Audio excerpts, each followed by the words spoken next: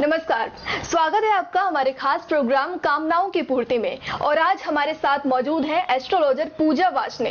आज हम ग्रहण में दोषों के बारे में बात करेंगे। मैम, सबसे पहले तो स्वागत है आपका हमारे खास प्रोग्राम में। नमस्कार मैम, मेरा सवाल सबसे पहले यही है कि ग्रहण दोष क्या क्या होते हैं, मतलब कैसे होते हैं और किन लोगों पर कैसा ज्यादा प्रभाव पड़ता है? जी, कुंडली में देखिए दोष कई तरीके के देखे जाते हैं। कुंडली में कालसर्प दोष, ग्रहण दोष, पितृ दोष, अमावस्या दोष, ये सभी प्रकार के ऐसे दोष हैं जो कुंडली में अगर व्यक्ति के होते हैं तो जीवन में परेशानियां आती हैं। जीवन में उतार चढ़ाव बहुत देखने को मिलता है। तो एक एक करके मैं आपको सारे दोषों के बारे में आज बताऊंगी। मैम, अमावस्या दोष के बारे में बताइए सबसे पहले अमावस्या दोष की अगर हम बात करते हैं, यदि व्यक्ति की कुंडली में सूर्य और चंद्रमा कुंडली के किसी भी भाव में बैठे हो तो वो अमावस्या दोष बनता है। यानी सूर्य और चंद्रमा की युति व्यक्ति की कुंडली में अमावस्या दोष बनाती है। ये देखिए, सूर्य क्या है? अग्नि है। चंद्रमा क्या है? जल है।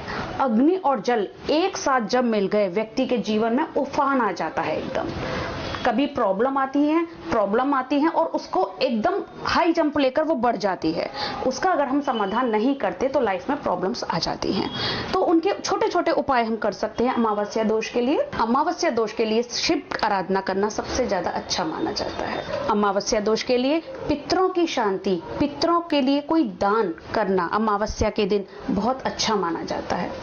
अमावस्या दोष का एक इतना आसान उपाय अगर व्यक्ति करे, हर अमावस्या के दिन भागवत गीता का 7वां अध्याय अगर व्यक्ति करता है तो इससे अमावस्या दोष की शांति होती है।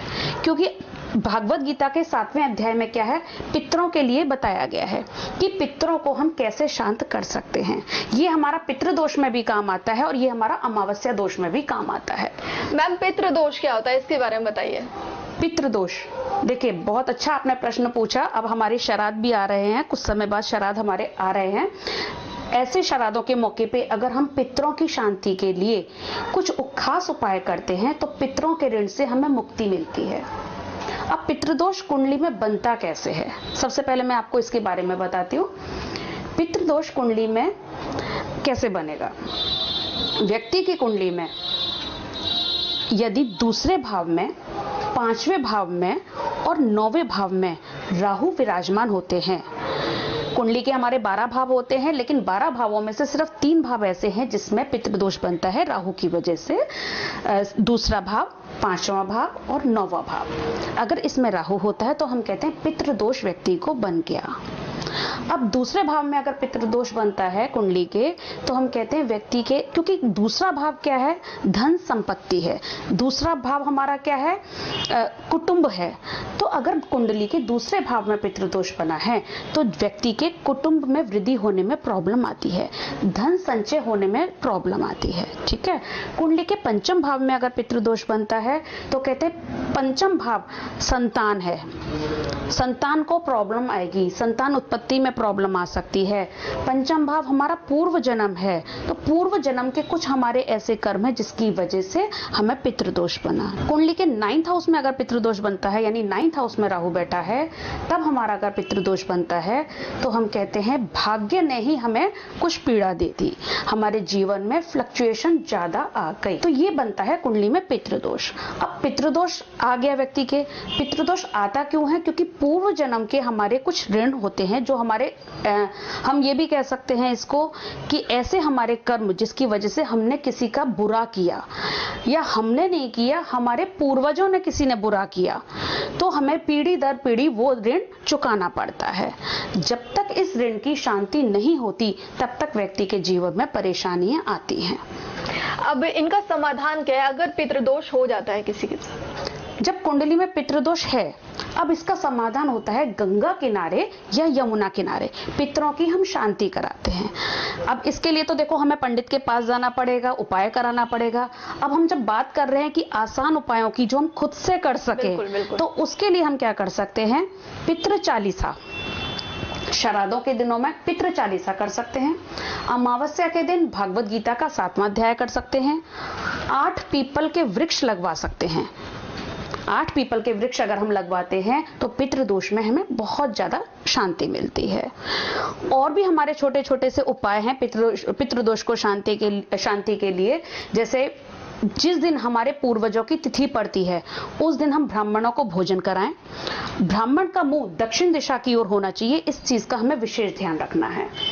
तो इस तरीके से हम पितरों की शांति कर सकते हैं। मैम एक बड़ा सवाल है, हम सबके घर में मनाया जाता है श्राद्ध। मैं पर्सनली जानना चाहती हूँ कि श्राद्ध क्या होता है, कैसे किया जाता है, इसके बारे में बताइए कुछ। देखिए, श्राद्ध होता है जब हमारे घर में मृत्यु होती है, किसी भी व्यक्ति की जब मृत्यु होती है वो जिस तिथि को होती है, ठीक है, जब हमारे 15 दिन श्राद्ध के आते हैं उस दौरान हमें वो तिथि पर उस व्यक्ति के निमित्त ब्राह्मण को भोजन कराना चाहिए।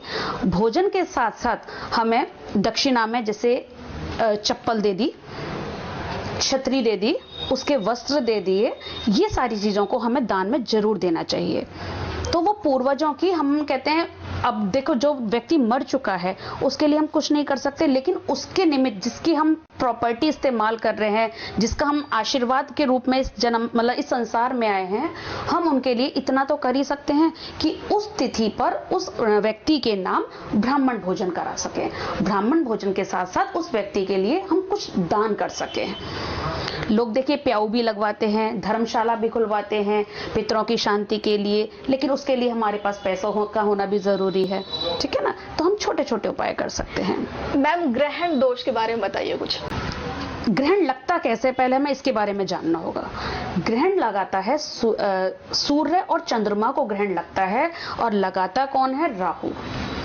आपने सुना होगा, राहु की कहानी सुनी होगी, राहु केतु की सुनी होगी। जब गंगा अमृत पान हो रहा था, अमृत उन्होंने धोखे से पी लिया और पीछे पीछे जब विष्णु भगवान उनके काटा तो सर अलग हो गया और धड़ अलग हो गई, तो वो राहु और केतु बन गए। तो उनकी जब से ही शत्रुता हो गई राहु केतु की, तो उन्होंने सोचा, अब राहु ने सोचा कि सूर्य और चंद्रमा के लिए मैं इसको डसता हूं। जब राहु ने सूर्य को डसा तो सूर्य ग्रहण बना, जब राहु केतु ने चंद्रमा को डसा तो वो चंद्र ग्रहण के रूप में आ गया। अब ये सूर्य ग्रहण और चंद्र ग्रहण कुंडली में बहुत ज्यादा परेशान कर देते हैं। देखो, सूर्य हमारा होता है पिता और चंद्रमा होती है माँ। सूर्य है हमारी आत्मा, चंद्रमा है हमारा मन और मस्तिष्क।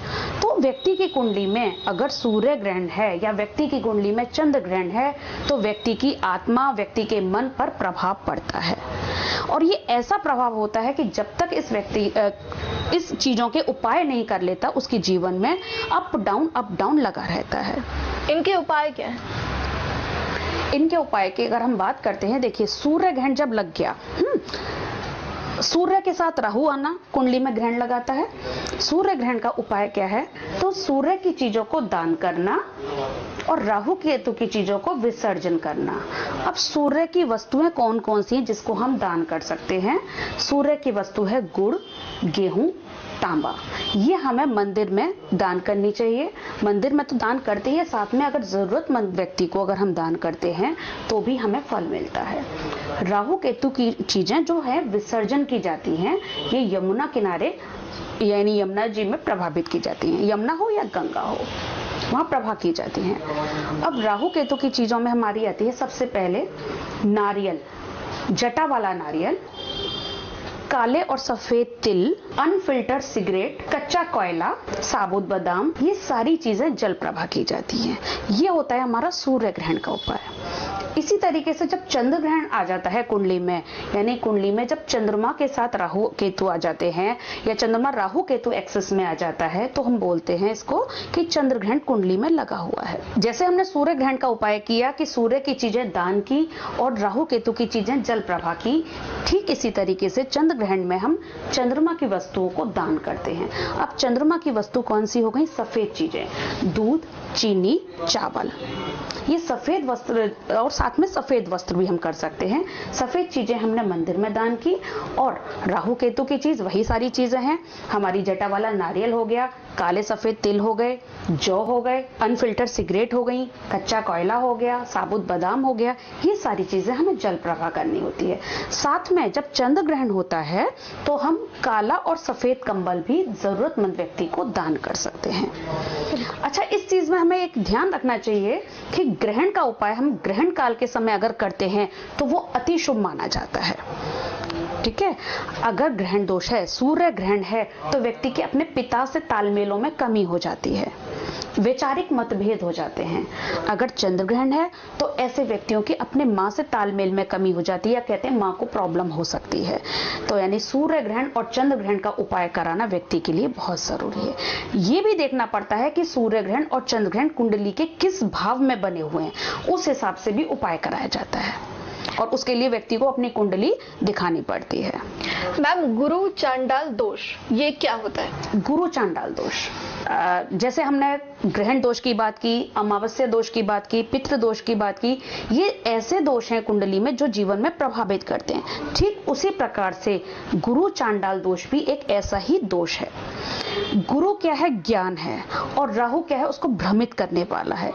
जब भी कुंडली में गुरु और राहु का कॉम्बिनेशन बन जाता है, यानी युति बन जाती है कि कुंडली के किसी एक भाव में आ जाते हैं, तो बनता है गुरु चांडाल दोष। ये दोष एक ऐसा दोष होता है, देखिए व्यक्ति कितना भी अच्छा कर ले, अगर कुंडली में ये दोष बन गया तो व्यक्ति कितना भी अच्छा कर ले उसको बुराई ही मिलती है। 100 काम आपने अच्छे किए, अगर बाई चांस एक काम आपका गलत हो गया तो उस गलत काम के बारे में आपके बारे में बोला जाएगा।